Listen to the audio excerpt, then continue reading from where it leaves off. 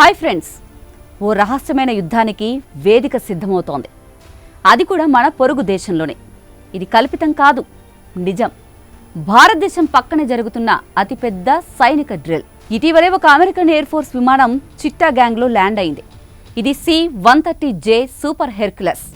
సాధారణంగా జపాన్లో ఉండే ఈ విమానం ఇప్పుడు బంగ్లాదేశ్లోని షా అమాన్ ఎయిర్పోర్ట్లో ఉంది.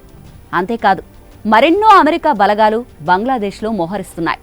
ఇది దేనికి సంకేతం? ముందుగా ఒకసారి బంగ్లాదేశ్లో ఇటీవల ఏం జరిగిందో వివరంగా తెలుసుకుందాం. గత జూలైలో బంగ్లాదేశ్ అల్లర్లతో మునిగిపోయింది. రాడికల్ విద్యార్థులు రోడ్ల మీదకొచ్చారు. ప్రధానమంత్రి షేక్ హసీనాను బెదిరించిన తర్వాత ఆమె దేశాన్ని వదిలి పారిపోవాల్సొచ్చింది. ఆ తర్వాత ఇంటరిమ్ రూలర్గా నోబెల్ లారియట్ మహ్మద్ యూనస్ అధికారంలోకి వచ్చాడు. యూనస్ అమెరికాతో అతి సన్నిహిత సంబంధాలు కలిగినవాడు. దీంతో గాలి వార్తలు ఎక్కువయ్యాయి. వాషింగ్టన్ షేక్ హసీనాను కూల్చిందని చాలా అనలిస్టులు బాహాటంగానే విమర్శించారు. మరి ఇప్పుడు బంగ్లాదేశ్ నేత యూనస్ ఏం ప్లాన్ చేస్తున్నాడో తెలుసుకోవాలంటే ఈ స్టోరీ పూర్తిగా ఎక్కడ స్కిప్ అవ్వకుండా చూడండి. మొన్న జూలైలో బంగ్లాదేశ్ అమెరికాతో కలిసి జాయింట్ సైనిక డ్రిల్ చేశారు. దానిలో భాగంగా టైగర్, లైట్నింగ్ 2 ఆర్మీలు counter terror ops, jungle missions కలిసి ప్రాక్టీస్ చేశాయి. ఆ తర్వాత ఎర్లీ ఆగస్టులో మరో జాయింట్ డ్రిల్. దానిలో భాగంగా Tiger, Shark 2 sides special forces పాల్గొన్నాయి. ఆసక్తికరంగా ఈ డ్రిల్స్ మొత్తంలో అమెరికా ఆయుధాలనే ఉపయోగించారు. మరి ఇప్పుడు మూడో డ్రిల్ మొదలైంది. Pacific Angel 25-3.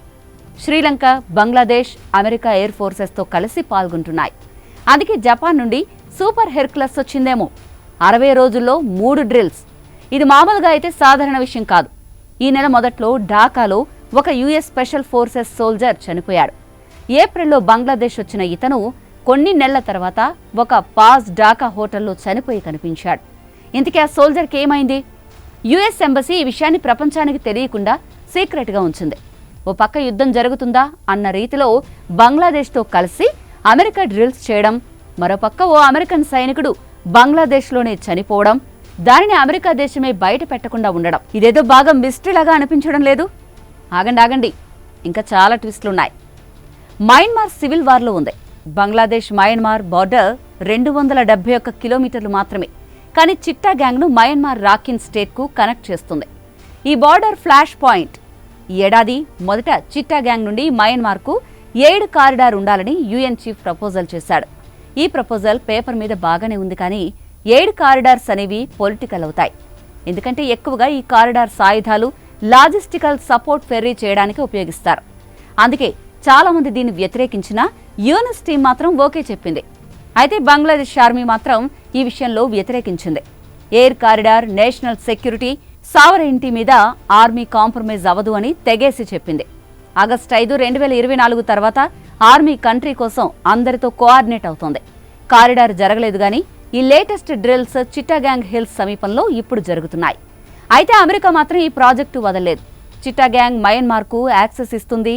అప్పుడది భారతదేశ ఈశాన్యానికి విస్తరించే అవకాశం ఉంది. ఇది భారతదేశానికి పెద్ద థ్రెట్. అయితే ఇక్కడ ప్రశ్న ఏంటంటే, ఈ విషయంలో భారతదేశం నిజంగా ఆందోళన చెందాలా? కొన్ని డ్రిల్స్ ఇయర్స్గా జరుగుతున్నాయి. టైగర్, షార్క్ 2009 నుండి. కానీ టైమ్స్ మారాయి. ఒకప్పుడు భారతదేశం, బంగ్లాదేశ్ దేశాల మధ్య మంచి సంబంధాలుండేవి. కానీ ఇప్పుడు యూనస్ భారత్ బంగ్లాదేశ్ టైస్ను డిస్ట్రాయ్ చేశాడు. అందుకే ఇప్పుడు జరుగుతున్న డ్రిల్స్ భారత్ను ఆందోళన పరుస్తోంది. బంగ్లాదేశ్, అమెరికా మధ్య పావు యూనస్. ఇప్పుడు తనతోనే అమెరికా ఈ డేంజరస్ గేమ్ ఆడుతోంది. యూనస్ గ్రేట్ పవర్ రైవలరీ మధ్యలో చిక్కుకున్నాడు. ఏదైనా మిస్టేక్ కాస్ట్లీ అవుతుంది. యూనస్ మిస్టేక్ పక్కన పెడితే మనకు మాత్రం ఈ డ్రిల్స్ పక్కలో బల్లెంలా తయారై ఏ క్షణాన ఏం జరుగుతుందో అన్న ఉద్రిక్త వాతావరణం నెలకొంది. ఈ స్టోరీపై మీ కామెంట్స్ తెలియజేయండి. This is Aruna, signing off.